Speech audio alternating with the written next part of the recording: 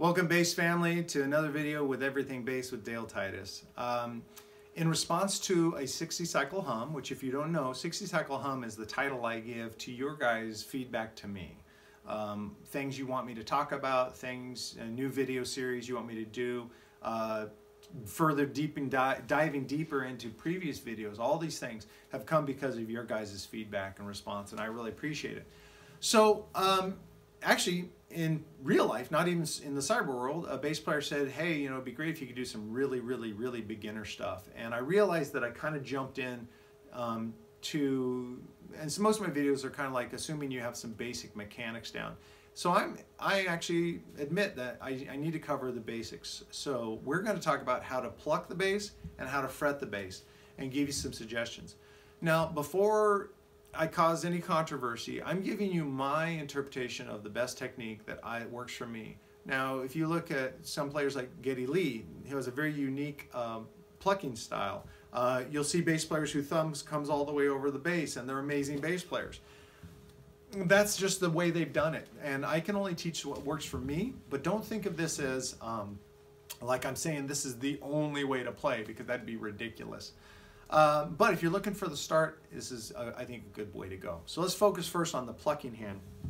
So the plucking hand, you basically, I think to start off, it really helps if you can mount, you know, we call it mounting your thumb, but if you can anchor your thumb on like a pickup, some basses have a little black plastic here, which is a thumb rest. You find a spot where you can do it. I'm not a big fan of putting your thumb on the top of your fingerboard because you get a certain tubular kind of tone that's good sometimes, but playing over the fingerboard is limiting in other ways. So I try to find a spot.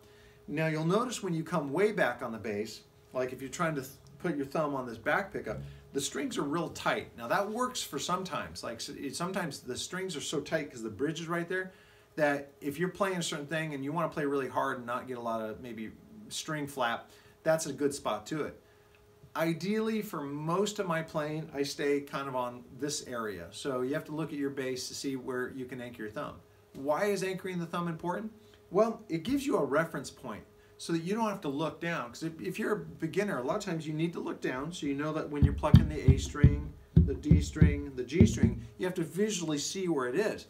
With an anchor point, you'll actually soon be able to feel it. You'll feel like what it feels like to reach out. You guys know, if you've seen other videos from me, I rarely look at my right hand as I'm playing because I've just memorized that relationship between how far I have to reach from the anchor point. Now, this is for beginners, but there are more advanced ways, like you'll see me float my thumb, which calls, I'll bring my thumb to hold the E string because I don't want it vibrating, or I'll even take it and put it on the A string and rest the side of my thumb on the E string. Those are advanced techniques. We'll deal with those later, but right now just get used to here. And get used to alternating. So many bass players, they initially just start playing with one finger, and I get it. But if you can get practiced in alternating, your speed and dexterity is a lot easier to develop. One is, we all can flutter our fingers pretty fast. Let's say you bought the video earlier today, and this is, you just popped in, you know, beginning bass lessons, and this popped up. I bet you can still do this. It's not something that's necessarily developed as a bass player. So because of that, I would just put your thumb on the pickup and just do that. You notice I'm muting the string. You can play a note, you can whatever, but the idea is get used to what that feels like. Try and make both the same volume, so it sounds like you're playing with one finger, and try the different strings.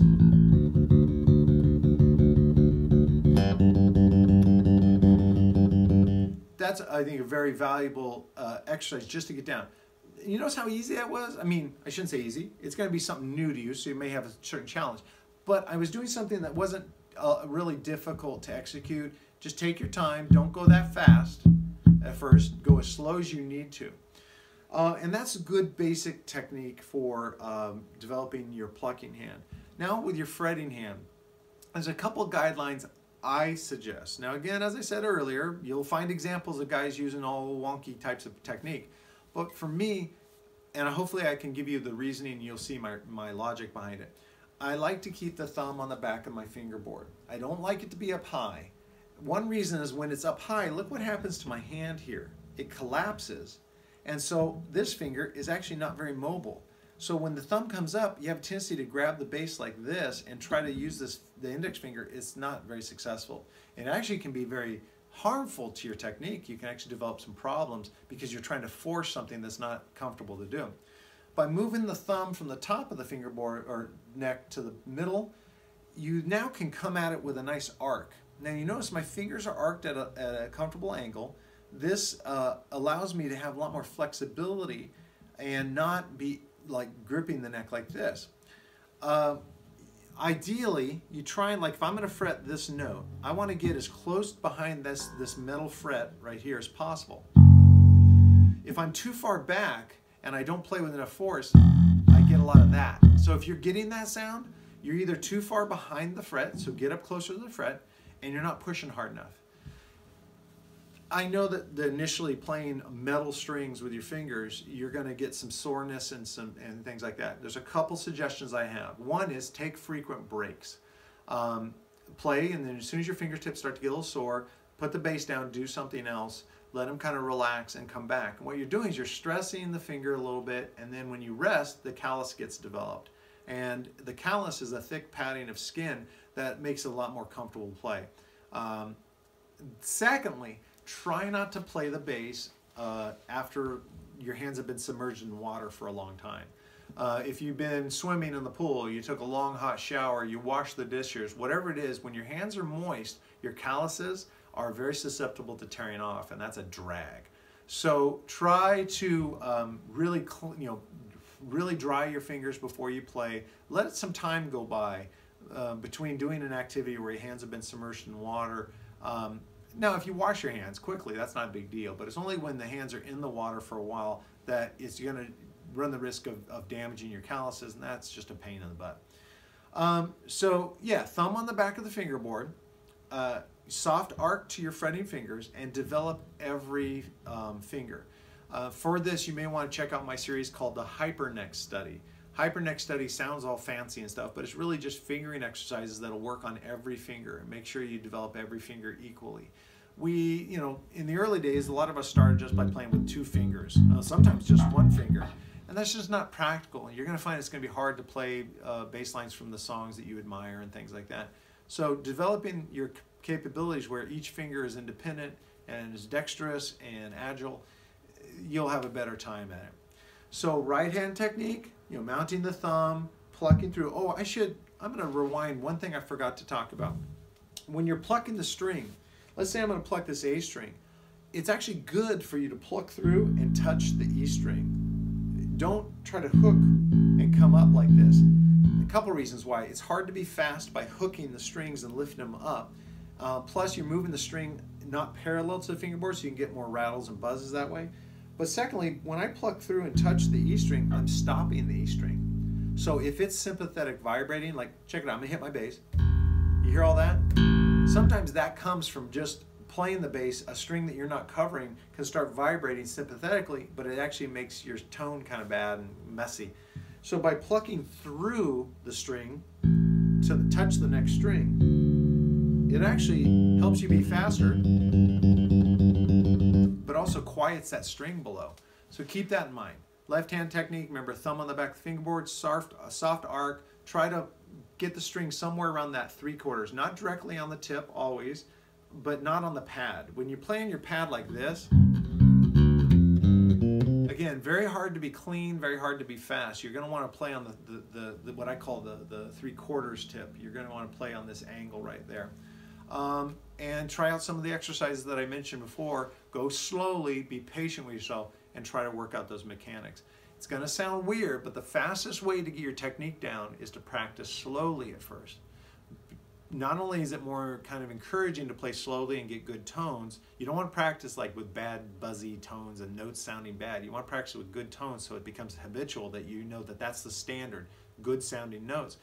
But secondly, when you're playing slowly and holding down the strings, by playing slow and holding down strings, you're activating that muscle and holding it. It's like an isometric exercise then, and it really quickly develops your strength and your flexibility. Okay, all right, so there we have it. Ultimate beginning. I think the video will be called Absolute Beginning plucking and fretting technique or something like that. Honestly, I haven't thought about it. Whatever, look down. Whatever this name is what I came up with. If you can't tell, this has been a full day of shooting on a Saturday, and this is the last video, and my mind has become a bag of gummy bears. So I hope this is valuable to you. If you need me to reshoot it, let me know about it. We call that in this family the 60 cycle hum, which is bass feedback. Give me some feedback. Was this not good enough? Would you like some different exercises? Do you want me to just shoot the whole thing again? I will do whatever it takes to make sure that you're learning the best way possible. I really appreciate this, guys. And let's just move on. You know, go from this video to the next in the playlist for the absolute beginners. Get this down. Let me know how it goes. Join our family at Everything Bass with Dale Titus on Facebook. Of course, like, share, subscribe to this video so you're notified of all the videos I post in the future. And if this is a path you want to take and maybe you're having a hard time finding a private instructor, I encourage you to go to my YouTube or my Patreon account, which is patreon.com/everythingbass. Become a monthly subscriber. At the time of recording this, it's just $8 a month. But every post, except this one, there'll be written material where you can actually find the post name, click on it, and you'll be able to download the sheet music, which is written many times in standard notation and in tablature. So no matter what your level is, you'll be able to get information off of this. All right, guys, really enjoy it. I hope you're having a good time. If you're brand new to the bass, welcome to the family. You have a whole group of brothers and sisters here that are cheering you on. There's always room for more. Love you guys, and I'll see you at the next video.